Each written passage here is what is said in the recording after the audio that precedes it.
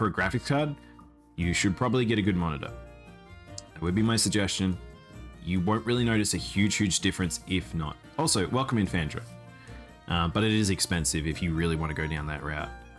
But it's up to you. Again, that's the great thing about PC. It's very organic in terms of, well, not organic is the right word, modular in terms of like how far you want to take it. Like, do you want to go really expensive on some things and less expensive on other things? What is the purpose of it? You tailor it to you.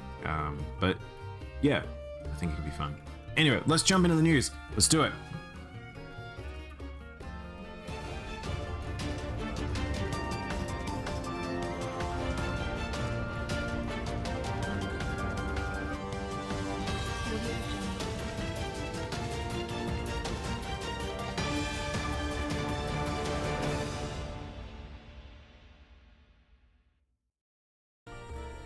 Welcoming everyone for the news of 16th of July 2022. I always have to remember it's the 7th.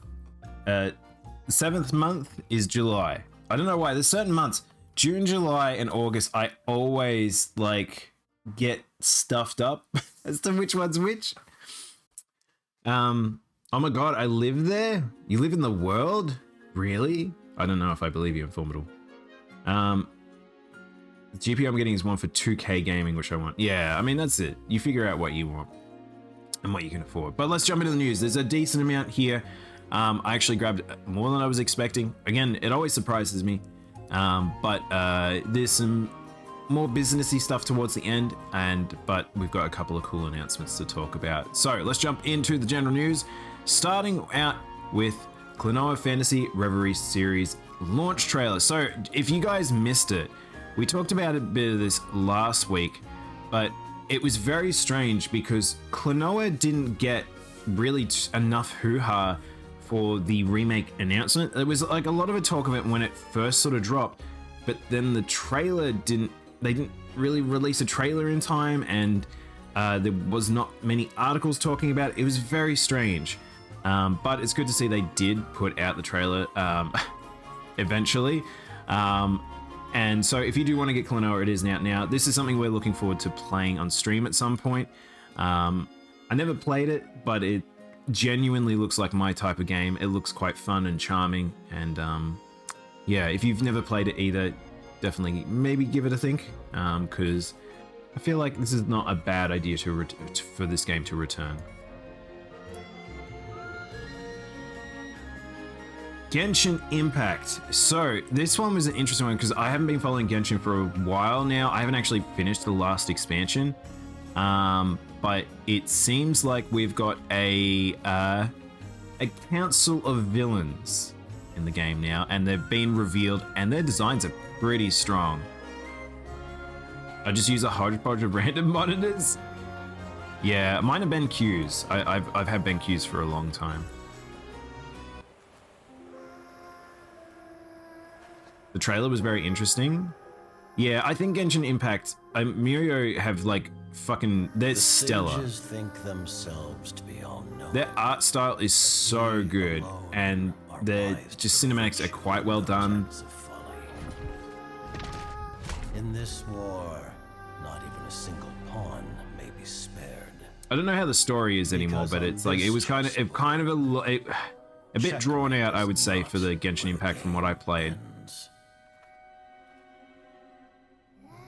The trailer's very interesting. You have an error on screen? I do. Do I? Where?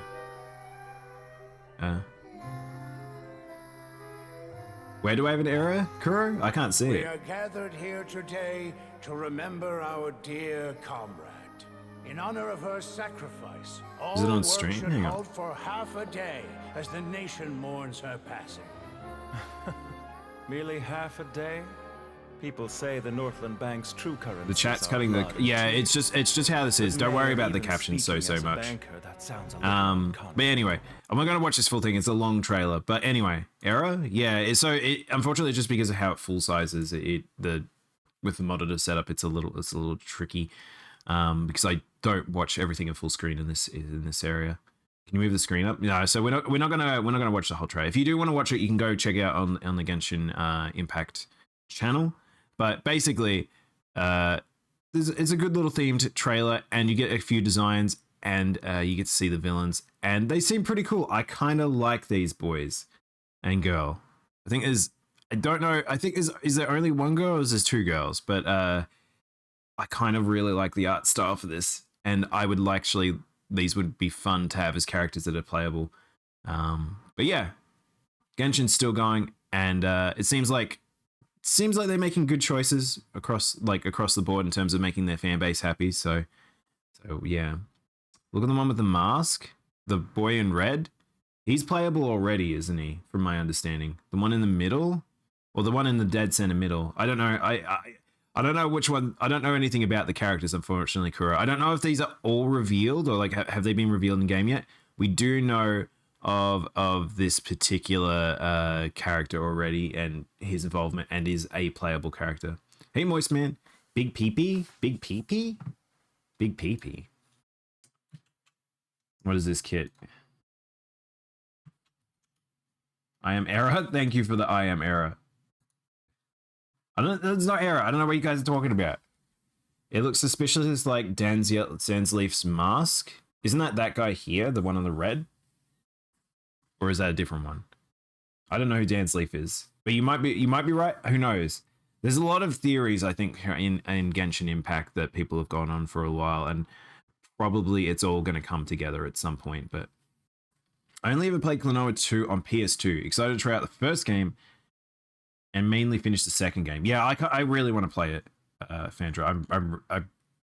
I never played it, but it always seemed my type of game. So, no, the red one is chilled. All right, we got our resident Genshin expert here, Kuro. I have no real idea really what's going on in this trailer, but I'm way into the designs, and I could tell people got very excited by this trailer. Like, this was one of those trailers that like people were really very, very into. So we will probably hear more about this. But the one thing I wanted to say about this trailer, which was really funny, if you've ever played World of Warcraft, this looks very familiar. This looks very familiar. I'll move the subs out of the way a little bit. But you can see here, there's a character here and a big burning world tree, which is very, very familiar, even in presentation to that particular scene. And I don't know what's happening here, but it is a little strange to me to have this situation.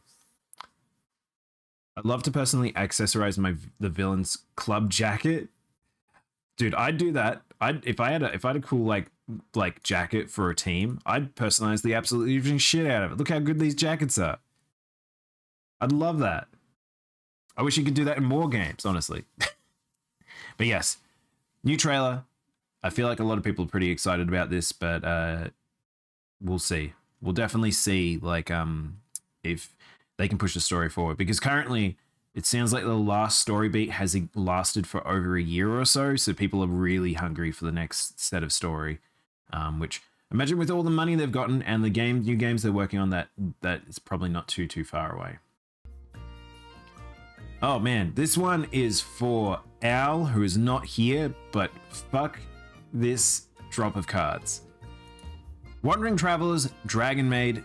I don't know why I said Dragon Maid, that's not what happened, but so Wandering Travelers has been released into Yu-Gi-Oh! Master Duel, as well as Fluandes. I think Fluandes. I keep wanting to say Undee's nuts, but it's not right. But they also did do essentially a new structure deck for Dragon Maids. It's not new Dragon Maids. It's the same ones. But yeah, the end times have come for Yu-Gi-Oh! Not really. It's a bit of a nightmare right now, because Adventure is the best engine that has ever been released in Yu-Gi-Oh! And will stay as is for a long time. It's already made its mark. Most decks are just running it now. Literally anyone can play these cards. And yeah, Fluandes, which are the new bouncing deck card archetype of just little birds. Two card types that basically will rule the roost, no pun intended, for a while. And it's going to be interesting to see how the dynamic all is. But this will definitely make the Master Duel team some money because these cards are very, very valuable. Dragon Maids. People think that Adventures and Flow are bad. Just wait till Split. Yeah, I know. That's the thing. I have no idea, Nastasia, because I have seen the breakdowns for the future. It looks kind of nuts. The fact that these cards get overshadowed by the cards upcoming really tells me that the power creep in Yu-Gi-Oh right now is nuts. And Konami is really trying to pull money out of people. And either that means that they're in a state of shifting the dynamic of how all decks are going to work, or power levels are just going up and you'll always have to get the new cards to keep in the loop, because it sounds insanely powerful, what's coming up ahead. But this is the start, really. Like the fact that we've people like DPE using him for a while. DPE into this is we in the everyman's just custom bundle decks now. Like no one's using like very refined decks as much anymore. So we'll see. But a lot of stuff happening.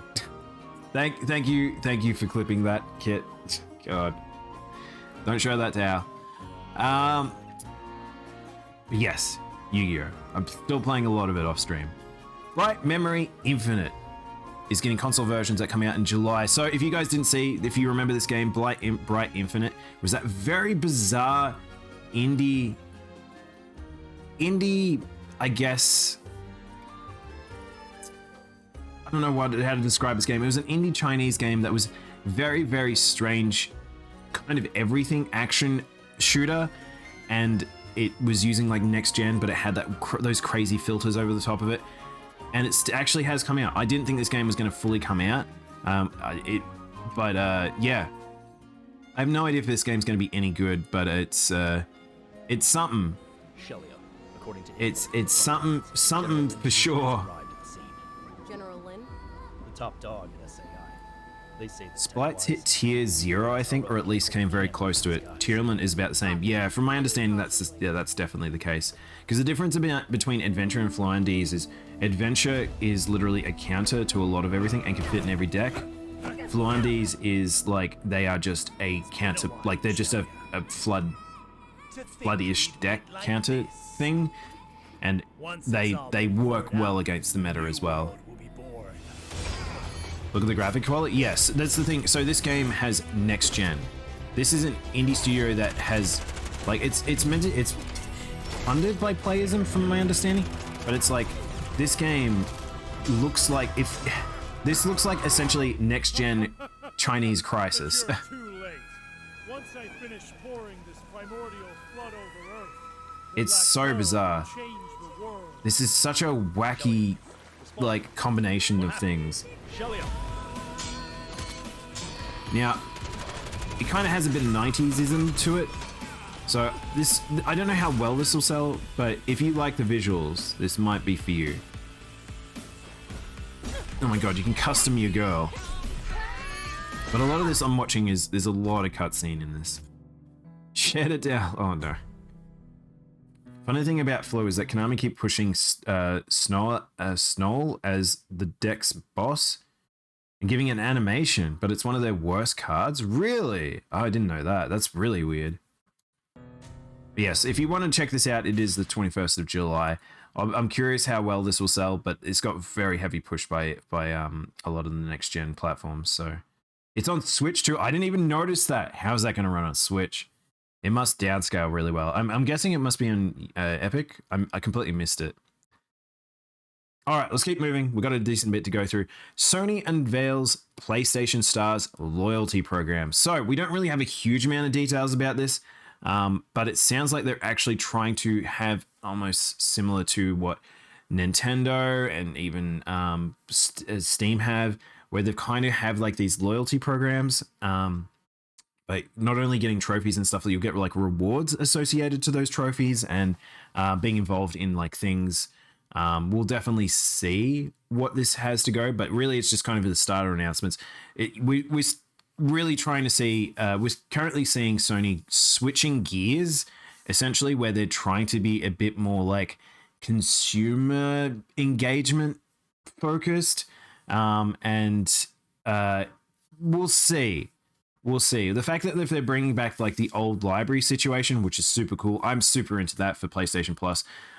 This particular scenario seems to be sort of an extension of that in ideology, but we'll see. We'll see. It says prize. Here we go. Loyalty points are like points that many other brands or reward programs will be redeemable for a catalog of prizes. Prizes include PSN wallet funds, whatever that means, PlayStation Store merchandise, and more. Digital collectibles to the new program. So basically, it kind of is like the Nintendo one from how this kind of reads. But really, we'll see. Why was this announced instead of just doing it? I don't know. PlayStation has done this quite a lot recently with their announcements. They kind of have announcements for announcements where they kind of drum up they want to see how much the reason when you see this sort of stuff a lot of the time will be they're talking about it to see how much it is actually worth them putting in investment into, whether or not it is just the initial program or whether or not they've got enough recognition that it's going to extend and go out further. But we'll see. I don't know how many people will look at this and be like, "Whoa, that's super cool. I really want to see that." But there are people that very much, they're like trophy people and things like that, but we'll see. PSN wallet funds, is this like how you buy prepaid cards to add money to the account and stuff? I don't know, Nastasia. I was wondering whether or not it was closer to Nintendo style, where if you purchase a game on their store, they'll give you like those, like a reduction. So you get fake, or not fake cash, you actually get real cash that's stored on there. So then when you buy another game, you can just reduce the cost of a future game. I feel like that's maybe what it's insinuating, but I'm not quite sure. PlayStation Stars, I just want All Stars Battle Royale 2. No one wants that kit. What an awful game that was. Trying to get attention first? Yeah, I think generally it's a lot of the time it's a weird shareholds they need.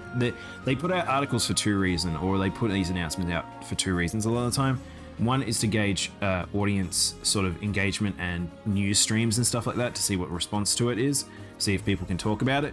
Two, a lot of the time it's also getting the news out to their shareholders, because rather than having a shareholder meeting, they put these news announcements out because they need to make them public, and that way it flows through, and then that will see either stocks change relative to whatever they've done, which also gives them sort of a more immediate feedback on whether or not they should be leaning into it or not. But we'll see. I'm kind of excited for it because it'd be nice. It's just a nice thing to have, and I would like to see PlayStation just have a few more nice things. Rumbleverse launches August 11th. So August 11th is what we're looking at for this game. This game has been in early access for a little while now. If you've not seen this, I don't know if this is necessarily a game I'll ever play, but I have seen so many fighting game people playing this game and actually being kind of into it. And it's basically a battle royale, but it's melee combat. You know, shooting. It's basically you buffing up your boys and do some wrestling out in the streets. And you can climb buildings, drop people off buildings, throw people into cars and stuff like that. I don't know if this is necessarily a game I will play, but I wanted to talk about it just in terms of I'm curious how well this will go, because it's a different sort of element to the Battle Royale, and people have been finding there's some fun tech in there where it's like it's a lot more. The one-on-ones are like real one-on-ones at times, and people kind of appreciate that quite a lot. So we'll see how well it goes. August 11th, but we are in a weird space right now with a lot of these sorts of games coming out, and each of them their little niche, and seeing if which ones can stand out. Nintendo, you get that cash stuff with physical games too. Oh, do you? I didn't realize that. PlayStation All Stars was actually pretty decent. They started with third party. Yeah, I mean, I think that game was destined for a disaster, honestly. But like, it was not a fun game. I really despised how its systems work. Not a fun game in my opinion, but first iteration, sometimes that happens, but like they really wanted to, it felt like a bit of a cash grab, unfortunately. I've owned the last 3 Nintendo consoles and never interacted with the Burger King Kids Club or whatever. What are you talking about, Portable? Burger King's Kids Club? This sounds like maybe an American thing. I have no idea what you're talking about. Stranger of Paradise, Final Fantasy DLC, Final Fantasy Origin DLC, Trials of the Dragon King, which is confirmed to be Bahamut in this trailer, gets a new trailer, details, and screenshots. Now, this is what I was kind of expecting. If you've ever played Neo, the extra content they've added to these games, to their games, have been quite extensive. And it looks like that's maybe what they were heading down the road for. It doesn't look an insane amount. However, you can do some crazy shit because there's new jobs. So there's straight up new jobs. In the trailer, they show it a bit more. Let's watch the trailer rather than me going through it because, where are we?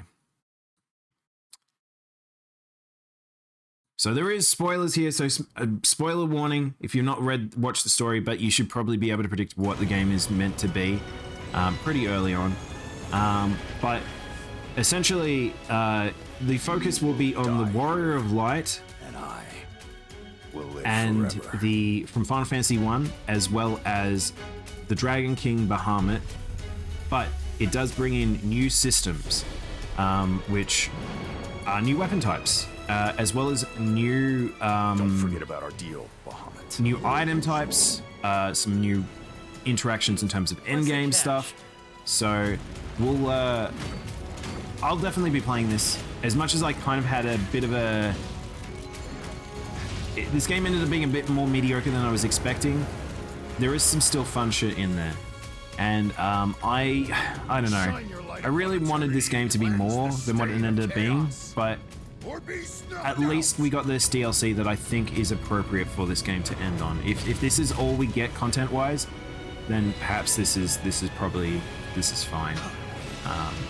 But we'll see. We'll see how people feel about the endgame extensions.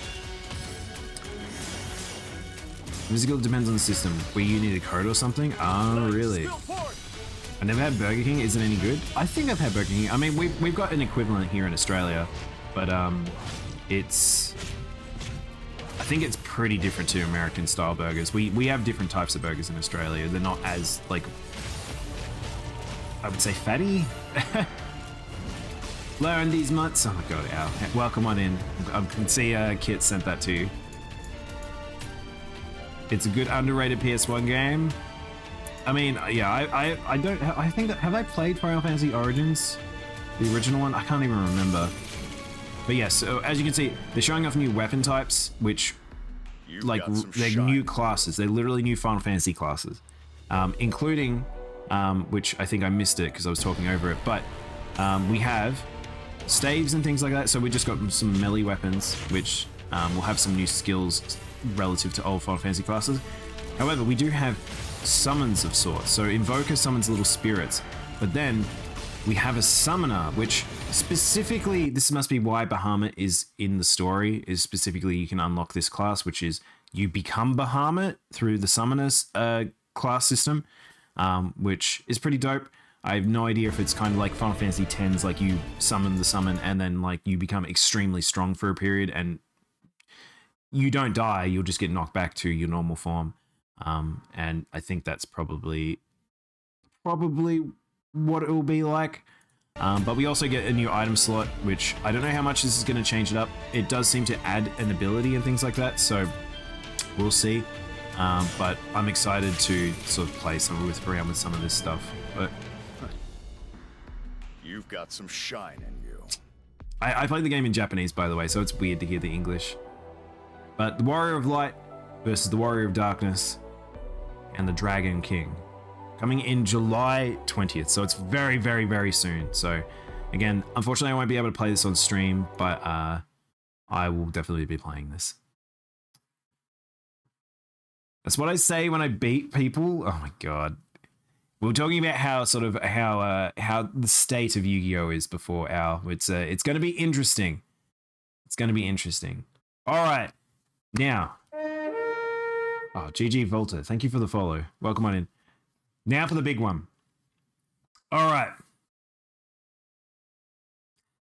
There is an announcement that happened that we've been waiting for a very, very long time, and I'm very excited. And it's very, very cool. I was going to bait and switch on this one, and I'm not going to do it. We're going to jump into it. Bayonetta 3 got its announcement date. Bayonetta 3 is officially going to be coming out. We now know it is quite soon, and it is on the leaked date that people thought it was. And I'm very excited. I'm just super excited for this. So this trailer is very, very cool. This pretty much is, if you're a Bayonetta fan, this is exactly what we wanted. And let's check it out. 16.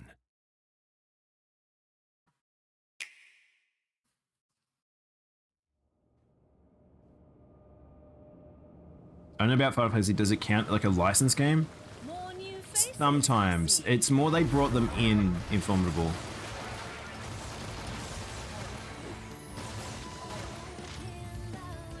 This trailer's a little quiet, I think.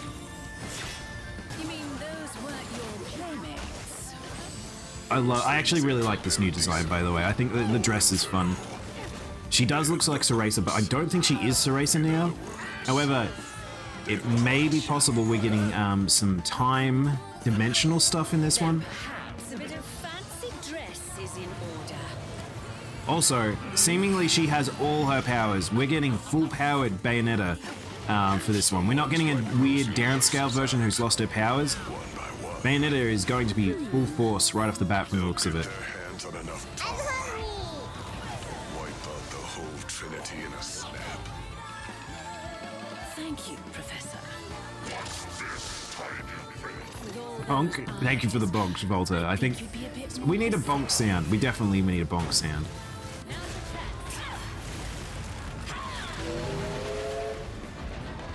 God, I love the new design. Some of them are so good.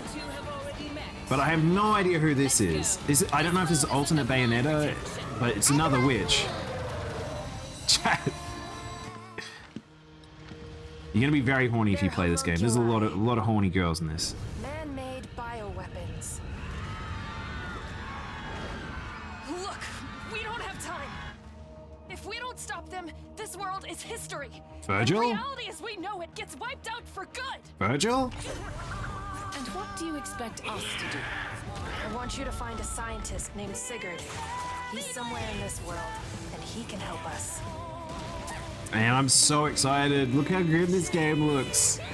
Do you know a girl named Viola? So we've got a new combat system because we've got a new character to play as.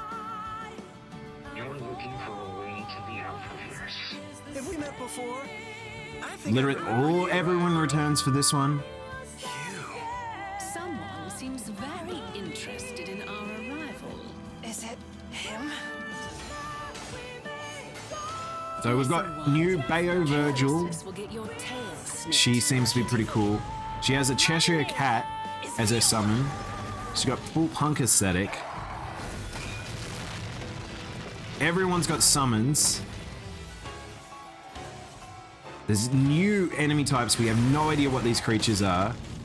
There's so much in this game, by the way, chat. So I think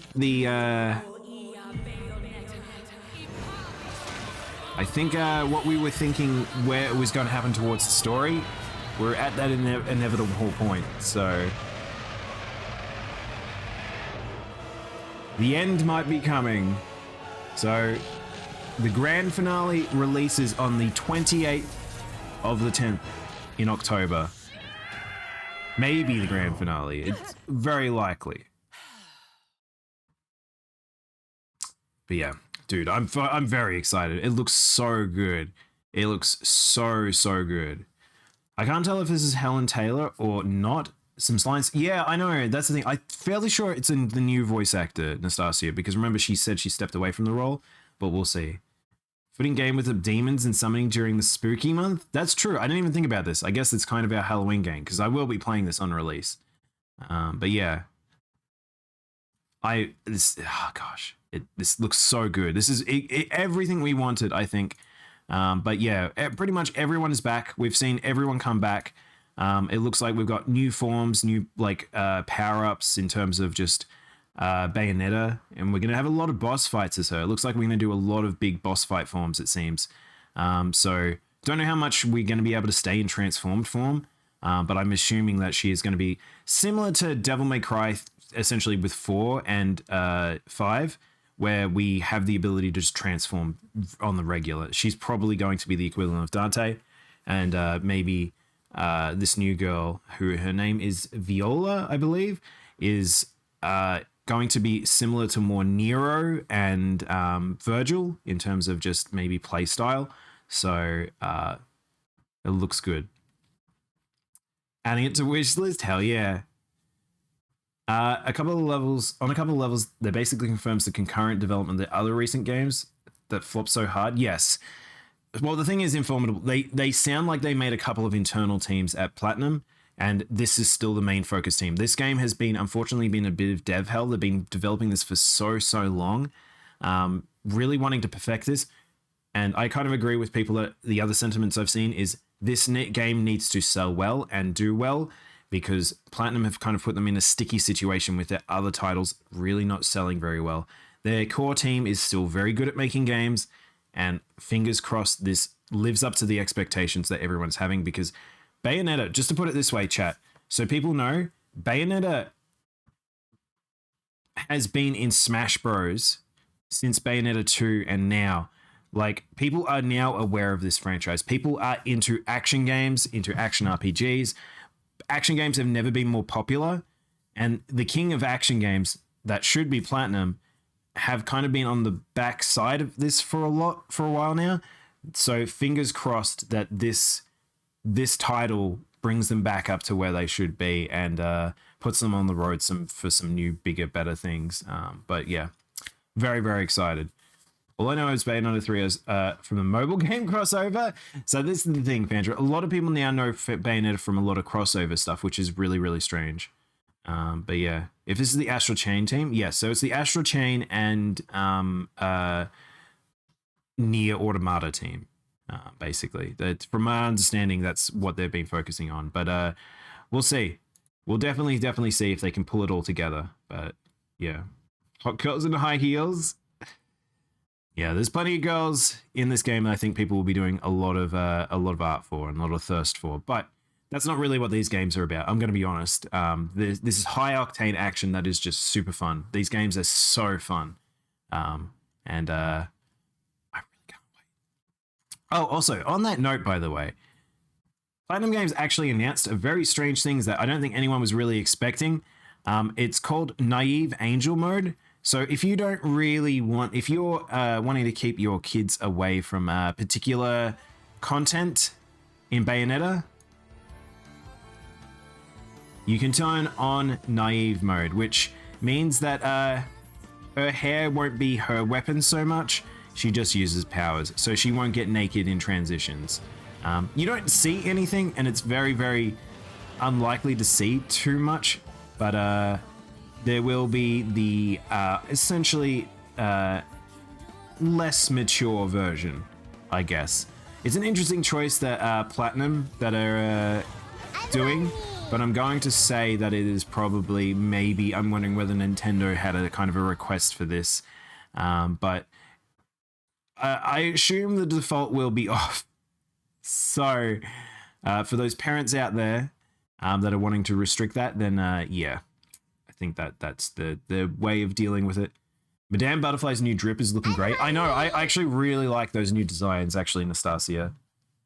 I finally remember playing Bayo 2 on release so much that my thumb started colors up. Oh my god. Yeah, I absolutely love this series. An asexual mode for super sexual game? Yeah. It is funny. It is a very funny thing for that to happen to this game, but it's fine. I wonder whether Nintendo had some involvement in this, but it's a interesting choice for an accessibility mode, that's for sure. An allied good, yeah. I mean, I'm not against it. Definitely, I think it has its place in this. It's just more dev time, essentially. Informable that'd be my only thing about it. That'll be, how long did it take for them to implement it? Probably not that long at all, to be honest. They specifically requested Bayo 2 to be horny. I doubt they asked for it. That's true. That's kind of true. They did want an adult game, and Nintendo have been notorious for that sometimes, where they're just like, hey, we actually want to not be pigeonholed. That said, let's talk about the horniest game ever to come out. Kirby's Dream Buffet is coming to Switch Summer 2022. If you've not seen this game, it is super fucking cute. I kind of want to play this. This looks like a fun mini game. And I don't know if it's I think it's be very likely a cheaper game, but this is so cute. It's a Kirby Fall Guys clone. I know, James. Hey, welcome on in. But seriously, this is very cute. I do like Kirby's always been a very good one to pick a for like sort of side fun silly stuff, and they can still sell it.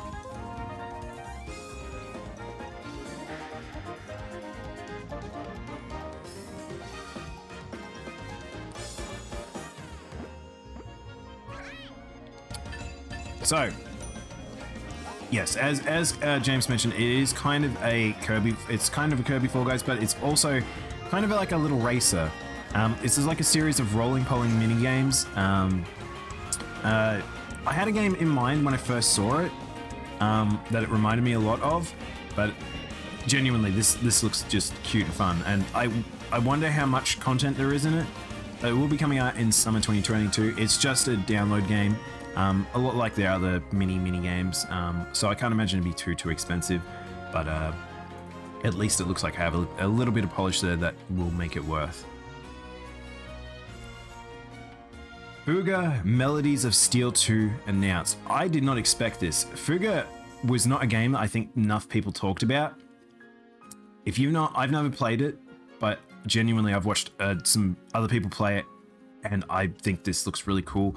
And I am excited to hear that it went well enough that they decided to do a sequel. So if you did not play the first one, it is, I'll show you guys a trailer.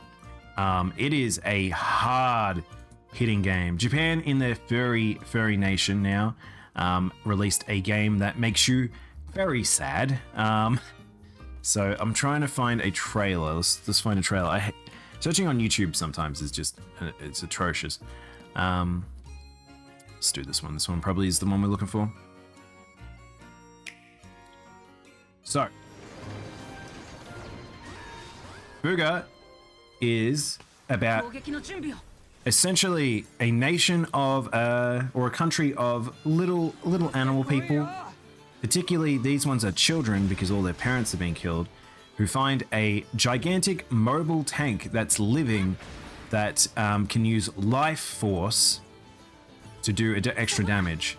And so this nation, these kids have got to survive. They've got to survive a onslaught from an army, and you have to make some hard sacrifices sometimes to protect the rest of them. So it literally can take the life of a child and use it as a military weapon. It can be very hard hitting, but the gameplay, it seems very good. The art stylization is fantastic. It seems very expansive in terms of a game, particularly because you can see you can have sort of relationships and stuff, which it encourages you to build relationships and then use them in particular ways. So yeah, it's a very hard-hitting game. This is for a particularly niche one, but it obviously sold well enough that people were excited for a second. So I'm pretty glad to hear this. So. Furry children performing blood sacrifices to sentient tanks is not what I was expecting to hear today. Yep. Yeah, this is not a game I kind of had expected to exist in a sense, let alone do well enough to get a sequel. But Japan have been doing quite well with some of their niche titles of recent, and it's good to see. But yeah, this game is out now, so if you want to play the first one, it is out. But the second one will be announced for more information in July 28th. So we'll see if they're going to get a full release, or if it's going to be some form of an expansion, or if it's going to be slated for next year. I guess we'll definitely see. But yeah. Moving on to Sega. So Sega, man, look at it. What? Holy shit! Look at these ads for Adobe there. I got them all. Collect them all. So Sega Genesis is going to get its second mini in October 27th in America. So it'll be sort of its global release. Again, I'm not going to be getting this, but this is that one that we were talking about a little while back. So if you want these games here, definitely keep an eye out for it. However, on the back of that announcement, if you thought they were done with that, they're actually releasing another set. So they're actually releasing more games for the Japanese version, from taking the title number up from 23 to 33, and adding another set of 10 games, which include Harimada, Alien Soldier, Fatal Fury 2, I'm not going to read that, Spatter, Street Fighter 2 New Challenges, which is a really interesting pick, Tatsujin, Final Fight CD, Luna, Eternal Blue, and the Silver Star, and the Wonder Mega Collection, which, let's watch this trailer. So it's some kind of dungeon crawling puzzle game. It seems kind of neat. No, it's not a dungeon crawler. You get dungeon crawling a little bit, James, for getting materials for your tank, but mostly it's a kind of a downtime uptime game where you prep your tank situation for supplies, and then you go and try and make your way forward out of essentially military territory. I would watch it as an anime, but I don't know about the game. I wouldn't be surprised if that game could end up with some form of OVA because of just how much people like the concept in Formidable and where Japan anime has sort of had things recently. I don't think I've seen that game before. Oh, it's a Mahjong game. Wait, hold up. Did that actually have singing?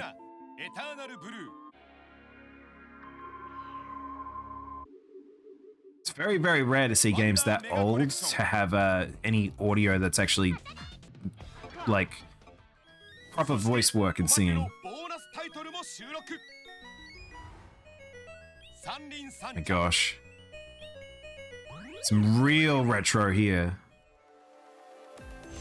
But there you go, chat. So if you're interested in any of the Japanese titles, I don't know if any of them or all of them will come to the American version, but the Mega Drive Mini 2 did have quite a few of the Japanese titles, so we'll see. If you've not collected these games before, maybe this may be a method for you. All right, we're out of the territory for announcements. Like I said, there was a decent amount there. Let's jump on into some cross-media. There is only just one cross-media I'll talk about today, which is the new series of Pokemon trading cards is getting a game. Sorry, I read that wrong. The trading card game is getting a new series. It's getting a new TV series. I read that wrong. So, weird thing is, it's not an anime. From what has been talked about, it's going to be an unscripted, non-work of fiction, non-fiction. So it is very likely people are saying that it might be a documentary or a reality show. So who knows? There may have been people out there recording your Pokemon card game tournaments that you've been to, and maybe they're in the show. Who knows? We'll see. It's interesting because it's not really something we hear very, very often is about card games being talked about, let alone card games being turned into sort of a reality sort of scenario. But we'll see. Apparently, the casting call seeks energetic, personable candidates, all ages and families. So perhaps it's meant to be a mockumentary. I don't know. Really don't know what this is, but we may see that at some point on the YouTube channel and things like that. 10 additional games seems a little hollow for the relevant, the order of magnitude of the storage size. I mean, that's the thing in Formidable. I've talked about this before. I'm not a huge person on the minis, but again, if it's for those particular type of people that like to collect that format with a physical, that maybe that's a method for them, despite what it being, in my opinion. Might be like that D&D TV show where people are playing card game and the show depicts of what's happening in their card game. Maybe. That seems like a high reality as to what it probably is, James. It's just curious to see because Nintendo have been pushing like all sorts of different areas of recent and them wanting to go in this direction. I'm actually honestly shocked that we haven't had a documentary about the essentially real life exploits of the Pokemon tournament scene. Think about how popular the Pokemon, like not the card game, the actual games versus that's massive. How have we not had an official Pokemon like TV show associated to that? That's kind of crazy to me because their tournament scene is massive, and competitive Pokemon. I don't think that's going anywhere anytime soon. So the idea that they went for the card game first is an interesting choice. Thank you for the water, by the way, Alex.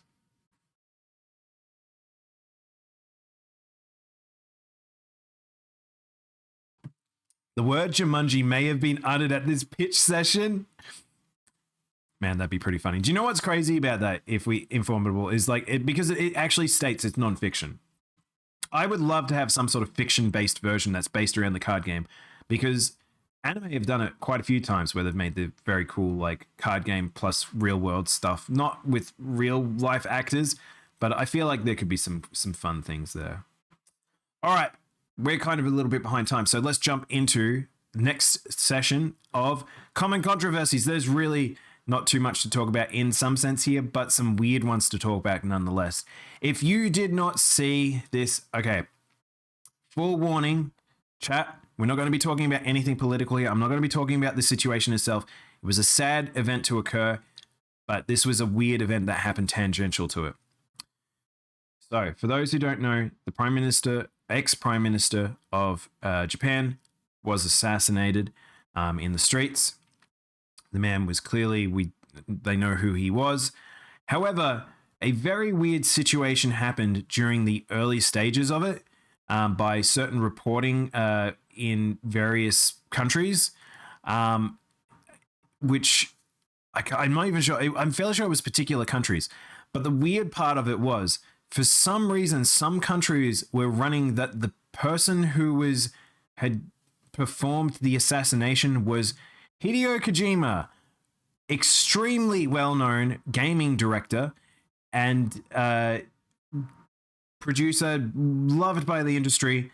For some reason, they was running in various news outlets that it was Kojima. For some reason. And yeah, very, very strange. And Kojima Productions have taken this extremely seriously. Knowing what kind of person Kojima is, the stories he writes and everything like that, he has talked about they're now going to pursue legal action against this because they're extremely, extremely upset by this. Yeah, and fair dues on this. I can't believe how does a news outlet go anywhere near that? This must have been surely a poor taste joke that got out of hand somewhere or something, because it makes no sense. But yes, they were very upset by this, and now they're going to take this to court. So we'll see what happens here. And the funny thing is, I don't know how they're going to approach this, because it was various news outlets ran these stories. So cannot believe that none of these stories were sanitized is very, very strange. Racism is racism. I don't know if that's necessarily the case, but it does seem like some very not good humor was taken too far in somewhere. Like something went wrong somewhere, and it seemed to have spiraled into something stupid. It shouldn't have been a big deal in the sense that it's like some small outlet getting it wrong or some stupid thing was said somewhere, but it got to some bigger platforms, and this is why action needed to be taken. So this must have been a pretty awful feeling for Kojima, but I guess this is the approach they're going to take for this, and we'll see how it plays out, because this is going to be in various different countries as well, by the way, chat. So yeah. I mean, it depends. It depends on which news outlets. It really depends. There's a lot of things here. Yeah. Here we go. Ray has since apologized. I naively took a joke for information. I didn't think we could make humor for the assassination of a man, but I was wrong. We're not checking before sharing. I cannot believe that how did this not get sanitized? That's madness to me, but they're now going to pay the prices for that. All right. Moving on. Konami preparing to delisted Metal Gear titles. From Kojima to Kojima, except it's not him this time, this is actually Konami. So if you guys missed it, Konami did something which people were not too happy about, which was they went and delisted a whole heap of old Metal Gear titles. People weren't quite sure what they were doing. They weren't sure if they were getting remakes. They weren't sure if there was any justifiable reason for them to do it. However, people are quite upset now because on the 35th Metal Gear anniversary, they are relisting the same games. They're just putting them back up. And I don't know what they're doing. Konami are very good at trying to spin money. And this is a situation where it seems like that's probably why people are feeling this way about it. And yeah, we'll see. I don't know how well these are even going to sell, honestly. But it's a bit disappointing that this is literally all they're doing with the IP. Metal Gear kind of trapped in purgatory, and that can't be put to rest. But yeah, Kojima must be having a hard time whenever he sees some of this stuff, I'll be honest. But I feel like he's got bigger fish to fry right now. All right, out of controversy into more controversy. Not really, it's big business time. So we don't want to start with that article, we'll start with this article. We'll do some sales figures, chat.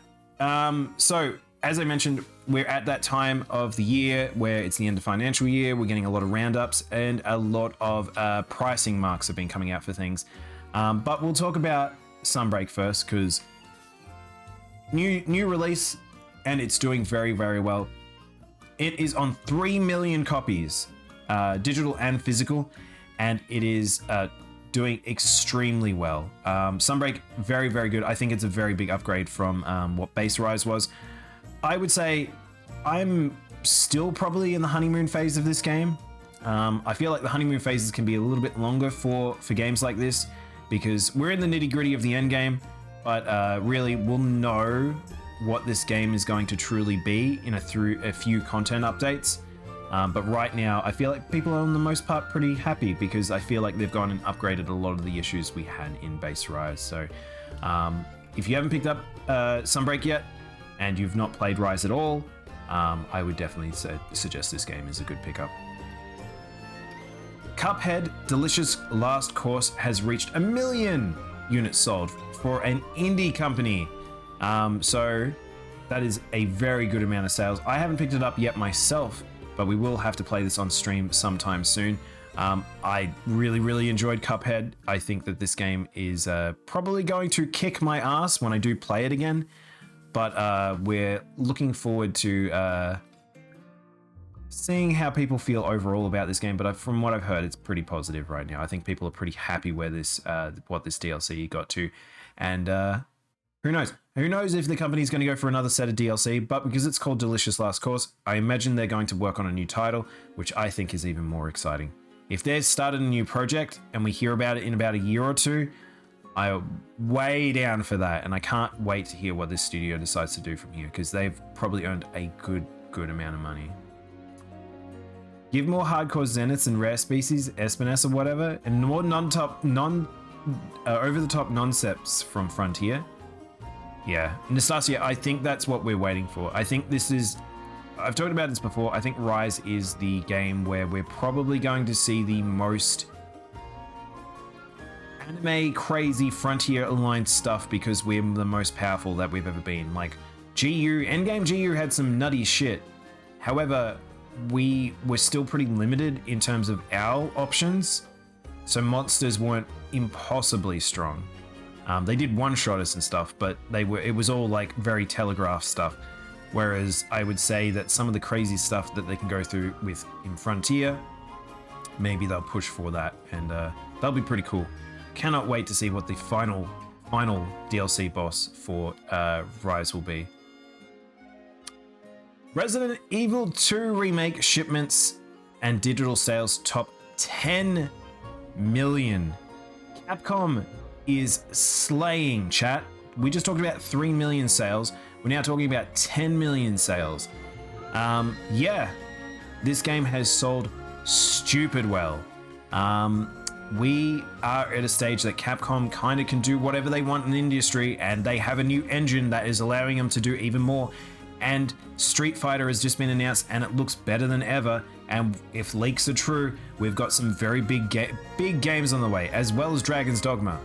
Oh my gosh, Capcom, I'm so happy to say, are doing very well, and I can't wait for the more work that they do. Genuinely, there's some really cool shit that's in the works with them, and they've got the cash to back it. Hey Carter, welcome on in. But yeah, Resident Evil fans must be pretty happy to see their series be turned around after where it was, say Resident Evil 6 period. Very cool to see. Sucker Punch Ghost of Tsushima has nearly sold 10 million. So let's put that in contrast. This is a game that's been out for a little while versus a game that just came out. Sucker Punch has just hit 10 million, and that's no number to sneeze at. And by the way, remember that Sucker Punch is working on their new title, so that's going to be funding that. They're going to be doing pretty well, and I'll be honest, I like Ghost of Tsushima a lot. I feel like I'm still didn't quite gel with the open worldness, but very good storytelling. Very fun game, and curious what they'll do next, really, just in terms of projects. How far are they going to take it? All right, out of sales into real stuff. Now, this one was a rumor, and people weren't quite sure if it was actually happening, but it looks like perhaps we might get some Bandai Namco information, maybe, because Bandai Namco has been hacked. Another very big company has been targeted, and it seems to be Bandai Namco this time, and they did confirm that they were hacked, and we'll see what essentially what they've lost in terms of any information, if they're going to have leaks associated to them. If it was related to personal information, generally they would state if it was, which it doesn't seem like it wasn't too much, but really what they stated that it was essentially it's a large collection of malware source code, ransomware. Where is it? They did talk about essentially what was targeted. Whoa, chat, it is extremely windy outside.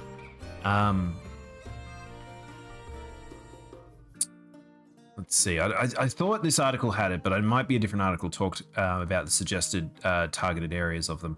But we probably won't know for a little while the full details of the fallout from this, but there may be the possibility information gets put out there about Bandai Namco's inner workings somewhere, but we'll see. It seems to be essentially, we've been on a bit of an upswing, essentially, for this scenario. So really, this is kind of scary, and it feels like there may need to be something that's done globally to address this situation if bigger companies like this keep being targeted like this. But yeah, we'll see. We'll definitely see where this goes. Nordisk Games acquires Supermassive. So I've actually been watching The Quarry recently. I've been watching the Yogs cast play through it, and I don't know. I find them very funny. These are very funny games, but I still think Until Dawn is a fantastic game. I think the Dark Anthology, they're all fun, and getting them extra support through direct purchase might be what they kind of need to have a bit more clearer direction. But yeah, I mean, so this doesn't seem like a purchase that is like there's sort of negativity towards it from my understanding. But we'll see where this goes. I would imagine that they're probably not going to change too much. Supermassive are probably continue the path they're going because it's kind of what people wanted. People are pretty happy with like the type of games that Supermassive have been making for their fan base. Someone made a fake Bandai game list leak, and that's been making the rounds, and there isn't going to be a Cyber Sleuth 2 because that's Hacker's Memory. Well, Hacker's Memory was kind of an expansion. It's a weird thing. Hacker's Memory is a very weird thing. But yeah, I don't think we're getting a Cyber Sleuth 2. That would be very strange. That story is kind of done. If they did it again, I'd be very disappointed in them. But I would like another Digimon Stories game. That would be really nice to have another one. But yeah, I would say any fake lists going around right now very likely aren't real, and maybe hold off a little bit. I haven't seen any positive sources around some of that stuff just yet. So if I did think there was something, I would maybe talk about it to some degree. But right now, I don't think I've seen anything that seems to be credible. Iron Source to merge with Unity. So we got another purchase or another situation that's happening here. So Unity is in a weird space. I feel like Unity has not been doing fantastically well for the past few years. Really, Epic has moved in on their space quite heavily to the point that there's not really much that I feel like Unity has been presenting to essentially developers to keep them on their platform, which has led to a scenario where perhaps they need to work in different areas and work in a different direction, which working with Iron Source probably is a good idea. So this seems like probably a good merger to happen. Again, as long as they've got a good direction that they're taking the companies. But we'll see. It'll be very interesting to see where Unity goes from here. Yeah, a bigger package to offer to developers is always a good thing. And hopefully they can come up with some unique experiences that really stress what their platform is good at. Please take it with a grain of salt, or whatever the phrase is. Yeah, no, you will always see that. That's that funny thing with the rumors thing, is everyone will say that, and it's like, with a grain of salt, and then they'll present information. But a lot of the time, it's hard to quantify whether or not something's real until like 11th hour, a lot of the time. Leaks are a funny thing. It's one of the reasons why I don't talk about them too much here, because people get a little too attached to them, unfortunately, and you don't want to have a scenario where it is just completely fake, and I don't really want the news to be necessarily associated to just telling you guys things from the grapevine. Nintendo Japan formally acknowledges same-sex marriage. Okay, so this is an interesting article and an interesting topic because this is extremely big in Japan. I don't think I saw enough people really talking about this. This is really big. Japan, notably a very conservative country, which don't really deal very well with a lot of these progressive topics. And then add on to that, Nintendo, a very family-friendly, old Japanese company, which a lot of Japanese older companies don't really deal well with some of these topics. This is very good to see. This is very good to see. I feel like the ideal of modern family-based businesses generally is like, it's interesting because it's one of those things that it is, you would think that in the modern aspect, this is considered to be normal. This is acceptable, but in countries such as Japan, it can still be a bit of a topic that is a bit hard to talk about for people. But the more you see stuff like this, it is usually a sign of a turn in times. So this is good to see. I'm genuinely happy about this. Does my little gay heart good? Yeah, definitely. I think this is just, it's one of those things where as time goes on, no one can hold back the course of progress and just nature. So Japan, we'll see. We're probably going to see the breakdown over the next few years. I don't know how long it's going to take, where it's just like it will become a lot more normal, and they're willing to talk about topics and not have weird, awkward scenarios such as sometimes Atlas does with their games. But it's in so much media now, they can't ignore it. They just can't ignore it. Anyway, good to hear. Let's keep going. Just a few articles left, chat. Embracer has spent $2 million on its archive for games to date. This is a lot. However, it's not an insane amount, but it's good to see that a basically donation-based business has gotten to the point that they've gotten that much. So Embracer currently has 50,000 games they don't say the amount of consoles and accessories in Sweden. So if you guys don't know, Embraces is the main donation-based organization that is doing for the protective of game history and trying to keep that legacy alive for a lot of different ones, that even to some of the very smaller degree. And it's cool to see. And I feel like it's funny because it's like game preservation I think is so damn important.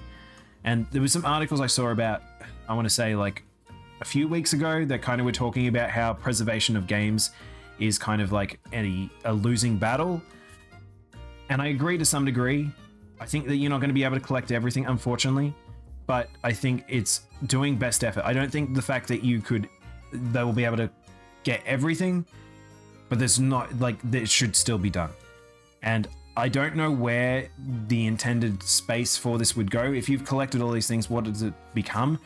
But my hope would be the fact that the physical at least gets relegated to maybe just preservation in terms of like the actual hardware itself. But please, I would love to see a digital library that becomes accessible to everyone.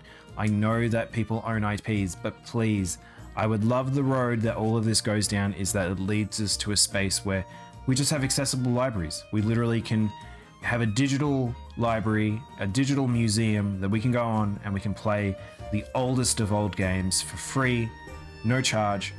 Who knows? I don't really like the idea of a fee associated, unless it's really fees associated to maybe keeping like whatever the service is running. But it's like, I would love to see that. I think that would be the true history, the true way to take games preservation. But we will see where they go with this, because right now it's one of those things that you would have to go to Sweden to see this museum. They do tours with some of these museums and things like that, but they only take a selection of it. I have basically the game museums that I know of in Australia have closed down. It is a very, very tough thing to keep physical, and they really need to figure themselves out, but it's very costly. They're basically doing what Immortal John Hancock's doing. He has almost every game except 6 games that was a few years ago, to the point that the game that comes up for a while you haven't seen since the 80s or something. He's a history professor archiving literally every game and console in his house. In his own house. I don't know. See, I don't know if that's necessarily possible for every game, because there is a lot of exclusives and a lot of small games that didn't get released out in places. I feel like I'm curious to what degree, if that's like, if he's got every game, but there is, like I said, it's a losing battle. You can't literally have every game ever made, because at what point does it stop quantifying as a game that is accessible by the public?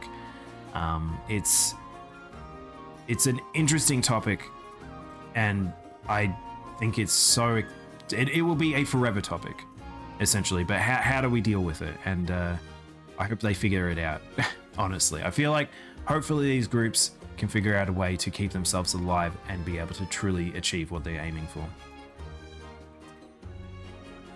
Sony's purchase of Bungie is now finalized. All right, so I should have put this with the other ones. So Bungie, weird path to get to here. We now have a scenario where this company was originally Microsoft. They broke away from Microsoft. I think they went to then Activision to some capacity. I don't know if they were full Activision or if they were partially Activision owned. Then they broke away again. And then they basically found themselves now being purchased by Sony. Now, Bungie, I feel like haven't been taking headlines for quite some time, because Destiny has kind of fallen by the wayside in a bit. Like, they're kind of at that end period of like Destiny. I feel like Destiny 2 is kind of done. Maybe they're working towards a new thing, and maybe this is why they wanted to be with Sony to work on a new big project, and they have the teams to do it, and it'll be interesting to see where they end up. But yeah, almost every gaming consoles no one hear about. He plans to turn it over to a museum when he dies. Oh really? Oh, interesting. He sounds like a tragic fire waiting to happen, or maybe even a flood. Yeah, that's the thing. I've heard some very big horror stories related to that stuff, and when essentially people holding on to that as a personal thing, it can be very, very dangerous. That's why it's like these museums, there's a lot of funding that goes behind it to do protecting of those objects as well, not necessarily just storage. But we'll see how that all goes. Good luck to that guy. And now one of the strangest stories. We're going to end with a very strange story, chat. I don't think anyone was expecting this one. Nintendo is buying an animation studio. They're picking up Daimono Pictures. So Daimono Pictures, I believe, were the company that made, what was that? Here we go. Yeah, so Final Fantasy 15, Back Arrow, I don't know what that is, Harlock, which I actually like the Harlock look, Resident Evil Infinite Darkness. Scarily enough, they'd made 2045. But Yuri on Ice, I didn't know Yuri on Ice was 3D. Dragon Ball Superhero. So these are things that you guys have probably seen. Yeah, I'm not quite sure. Oh, I didn't realize this. Apparently Dynamo Pictures worked with Nintendo on the Pikmin shorts. Did not know that. That's pretty cool. But Nintendo picking up an animation studio, it's hard to say whether or not that's them going towards the direction of making specifically animations for their games, or they're making animated movies, or a combination of both, or they're just going to incorporate their systems and how that all works into essentially their game development cycles, where they're going to have like certain systems like their motion capture or their rendering effects and things like that. But that's crazy. This is quite a big purchase for Nintendo. We did talk about essentially a few months ago how Nintendo is setting up a new studio. Nintendo really are looking into essentially expanding, which Nintendo really aren't that kind of company. They've not really been that company. Combined with the news of the fact that, like we were talking about, the gay rights stuff that they're doing, we may be seeing a new generation of Nintendo. Perhaps the Switch's funding has given them the ability to do some very interesting big steps, which would be very cool to see. Because Nintendo, as much as they are one of the big three, they definitely move in a different way than the others did. They're very much keeping themselves lean and effective, I would say. And but perhaps maybe that's kind of changing. Maybe we're seeing a new branch of Nintendo really expand upon and trying some new stuff. So we'll see where this goes. Some big stuff from Nintendo, and we're going to new fun places. The mocap from Monster Hunter Stories? What about the monsters? Yoshi's Story, the anime? I'd love a Yoshi's Story 3D anime. That'd be so cute. Did it say Monster Hunter? I missed that. Oh yeah, motion capture for Monster Hunter Stories, Persona 5, and Death Stranding. Death Stranding must have been a real stressful one. And even the remake of Nier Replicant? Oh, really? Interesting. That's really cool. But yeah, if you've never watched mocap for Monster Hunter, actually go do that. It is very, very, very funny. There's some very, very funny. Go watch mocap for video game monsters or movie monsters. It's some of that's just super, super goofy looking. But yeah, I'm excited. Don't know if this is expansion or just bringing up some in-house contracts. I don't think these guys are going to be necessarily in-house. They'll probably still have their own studios, but the expansion of the studio, like expansion of the buildings having a separate location, means that they're going to hire more staff to essentially probably organize and work with these individuals as well. But it means that Nintendo has plans. Combined with the fact that they're making a movie with Hollywood, Nintendo seems to be changing their tune. We'll see. But will Nintendo continue to strike every YouTube channel that posts their music whilst refusing to release it themselves? Very likely. Very likely. Legal departments are kind of in a different, a different space, Nastasia, I would say. I feel like they kind of live in a different realm. They kind of just do what they do to protect it. Zone Retro Game Room and had an impressive collection. Oh, geez. Yeah, it's horrible when you hear like a destruction of like legacy stuff. You want a new Zelda cartoon? Who knows? It really, I cannot predict what Nintendo is going to do from here on out. Nintendo have always been one of the harder companies to sort of predict what's happening, but we'll see. We'll definitely see. But all right, that's all the news, chat. That was that was actually a longer news segment than I was actually intending. I don't know, how did we go so long? I didn't intend to go for that long. We were kind of in a rambly space today. But yes, thank you for hanging out with me during the news. Hopefully glean some interesting stuff, but we will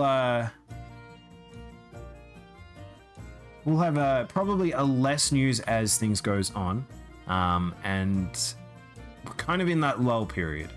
We're kind of going to have a little bit of a break from big announcements, I think, for a little bit, but then again, who knows? We could just get random drop Bayonetta news like we did this time, and we can hold on to those. That might be our go-to. We just get the one big news and then everything else crams around it. But thank you again. Give me a Zelda cartoon in the style of the CDI games. Oh gosh. No. Well, the funny thing is, do you know what's crazy? So I saw a YouTube channel that actually did they're doing a dub of the original Mario cartoon that is actually made by Japan, not the American cartoons. It's a very weird short that they're voice acting it as a fan dub with the sound effects similar to the American cartoon, and it looks quite good. I think that it's quite fun. But what's crazy about it is the fact that most people would think back on Nintendo and think about those cartoons and things like that. Most of them weren't Japanese. Like, most of them had no Japanese Nintendo involvement. They were basically Nintendo America, and even then that was very limited as in terms of the interaction. And yeah, some weird stuff came out. Like, you want to talk about the Donkey Kong cartoon, some weird stuff out there. Let alone, like, have you guys ever seen the Super Mario Brothers movie? Yeah, it's a perfect example. I was gonna say another weird one was Capcom with or what was it? What was that show called? Masters of the Universe or whatever it was called, where essentially like the weird Mega Man and things like that. How did that fever dream ever get like made and have more than one season? What on earth? Capcom, what are you doing? There is no war in Ba Sing Se. Gosh. If you've not watched Avatar, everyone, very, very good. Master N or something? Yeah. Master N in the Master of the Universe or something? Yeah, I can't remember. I never watched it, but it looks cursed. Genuinely. Some of the frames in that just terrify me. What happened to Mother Brain? Oh my god. Anyway. I'm gonna take a quick break. And then what we might do, chat, is we might do a quick draw sesh. We've got one here from Medic.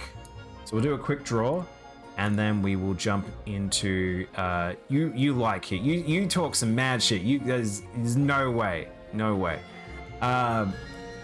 We'll take a quick break. I'll be back with a draw, and then we will jump in some Monster Hunter.